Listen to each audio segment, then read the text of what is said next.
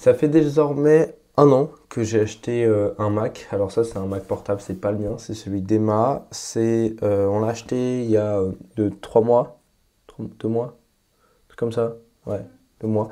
Et du coup, j'ai pu l'utiliser pour beaucoup travailler parce que avant de déménager, j'avais pas mon setup de bureau, j'avais pas mon Mac mini, qui est un Mac portable, une tour grosso modo.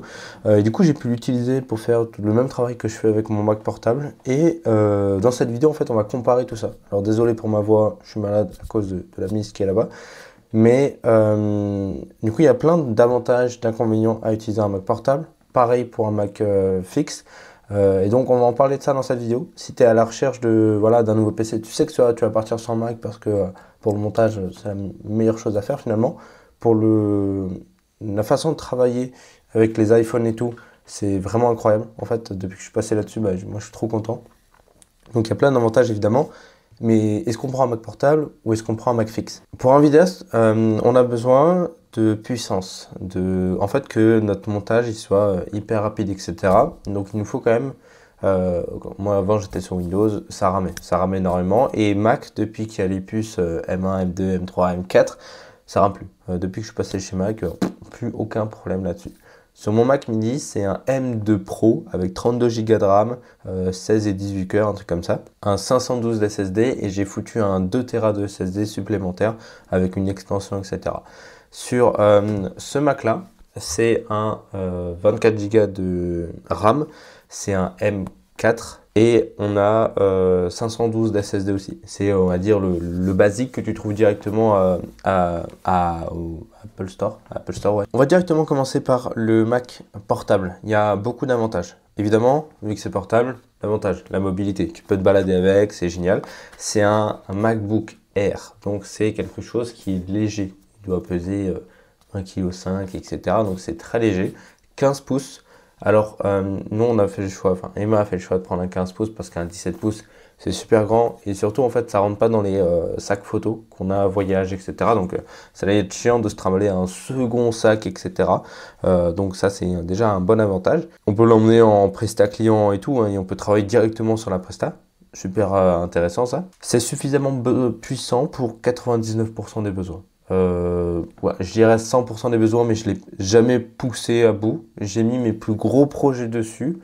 Il les lit beaucoup plus facilement que mon Mac qui est un M2 Pro. Alors évidemment, il y a la différence de processeur. On a évidemment sur les Macs, les portables, l'avantage de la batterie.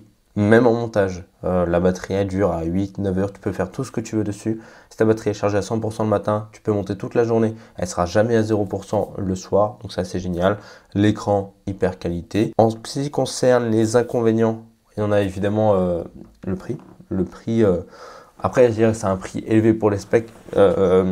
1800 € ce Mac-là, M4 Pro, M4 tout court, 24 Go, etc. Moi, je trouve que c'est largement, ça vaut le coup, on va dire. Le seul problème, c'est le prix du stockage, du SSD. Ça, c'est un gros inconvénient. On n'a pas beaucoup de SSD sur les Mac, parce qu'ils sont des marges de malade mental dessus. Il peut chauffer un petit peu quand il fait chaud, et quand tu les mets au début, en fait, là, tu vois, il y a une coque. Au début, on lui avait mis une coque en dessous aussi, et ça le faisait chauffer énormément. C'est pour ça qu'on l'a retiré. Le stockage, évidemment, ça c'est un gros point négatif, je trouve. On n'a pas toutes les connectiques, on a juste les types C ici. Donc si tu veux le connecter à ton écran via un HDMI, il faut acheter un hub avec machin, bidule et tout. Donc c'est un petit peu compliqué. Du coup, pour la souris, elle a pris une souris Bluetooth. Donc ça va, c'est plutôt cool. Et on a évidemment les risques de casse. Donc on a pris Apple Care avec ça, parce que quand c'est portable, tu peux le casser, l'écran ou le PC en général. On a toujours un petit peu la franchise, même du PC payer 800 balles, tu payes que 100 balles. Et donc ça peut toujours sauver. Donc pour qui c'est ça, j'ai noté pour les freelances qui se déplacent beaucoup, qui aiment bien travailler dans les coffee shops, les Starbucks, comment on appelle ça, les trucs où tu vas travailler, le coworking, tout ce qui est créateur solo, les vlogueurs, et pour un petit peu du montage léger, mais en fait tu peux mettre tout et n'importe quoi dessus. Si tu as juste les problèmes de stockage, tu peux évidemment lui mettre 2 Tera dessus, mais ça va te coûter 800 balles sans problème. Alors que 2 Tera sur mon autre PC, ça m'a coûté 120 balles, un truc comme ça. Parlons du Mac fixe, évidemment, on a pour moi un meilleur rapport puissance-prix en termes juste d'unité. parce que moi je l'ai acheté l'année dernière avant que la M4 sorte, etc. Donc c'était plus cher, mais si tu achètes aujourd'hui, tu as beaucoup moins cher en unité fixe.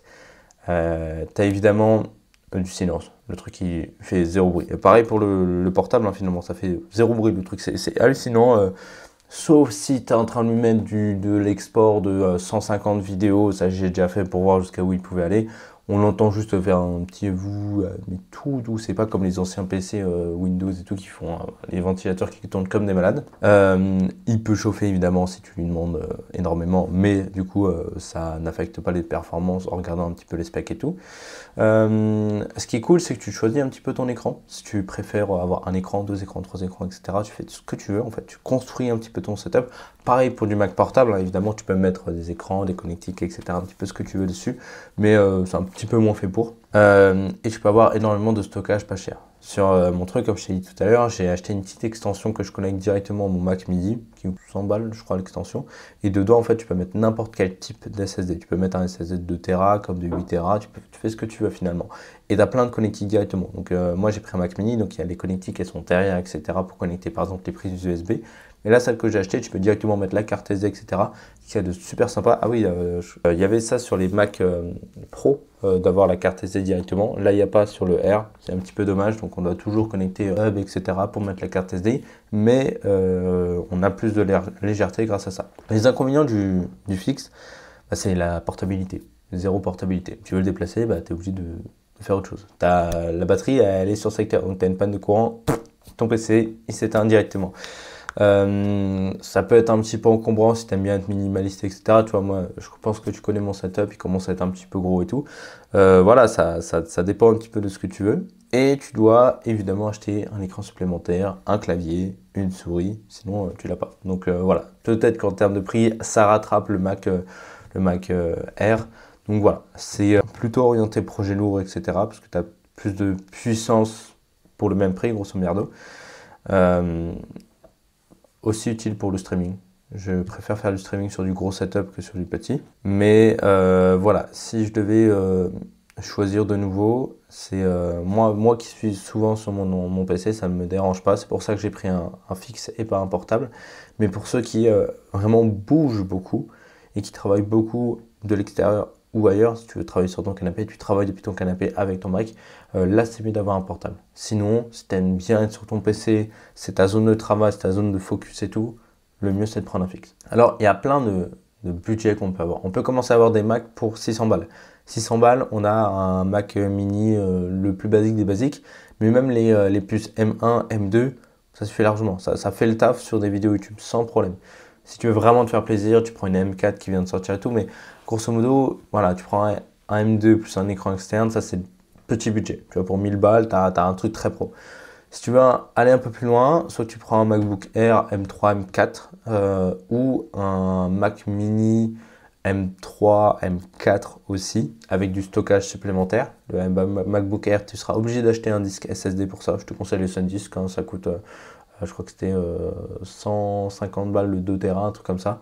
Ça fait le taf. Et si tu veux une grosse config, donc du M4 avec du stockage supplémentaire, de la RAM supplémentaire. Alors il faut savoir que de la RAM, moi c'est Lightroom qui prend le plus de RAM sur que tu fais du Lightroom, Photoshop ou Premiere Pro.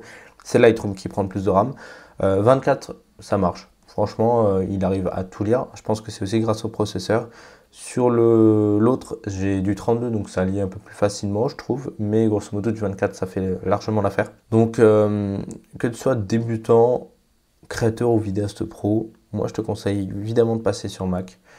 Alors, lesquels prends au moins un M2 minimum. Tu peux prendre un M1, ça fait le taf sans problème. Mais si tu veux commencer à aller plus loin, tu lui demandes beaucoup plus. Prends du M2 au minimum pour voilà, qu'il arrive à choper des trucs. M4, si tu as la chance de l'avoir, bah, c'est génial, tu n'auras même plus à faire de proxy de toute ta vie. Ça fait vraiment plaisir. Et qu'est-ce que je peux te dire? Ouais, en fait, si tu bouges beaucoup, Mac portable. Si tu bouges pas et que tu aimes bien être sur ton PC, Mac fixe. Moi, j'ai la chance du coup d'avoir les deux maintenant, vu que Emma elle a pris son truc là. Et quand on va se balader en voyage, en van, etc., et ben on va pouvoir prendre ça et faire du gros montage dessus. Et ça, c'est vraiment un avantage. Le seul désavantage, c'est évidemment le stockage. Mais bon, voilà, on a les avantages et les inconvénients.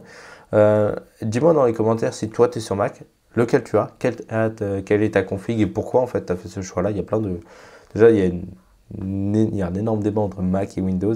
Mais voilà, j'aimerais un peu savoir c'est quoi ta config et tout. Si t'es encore sur Windows, dis-moi pourquoi. Si t'as un PC de malade mental, évidemment, t'as les jeux aussi, tu peux jouer dessus. Mais voilà, c'est le seul avantage de Windows que je trouve. Donc voilà, dis-moi tout ça dans les commentaires et je te fais des gros bisous.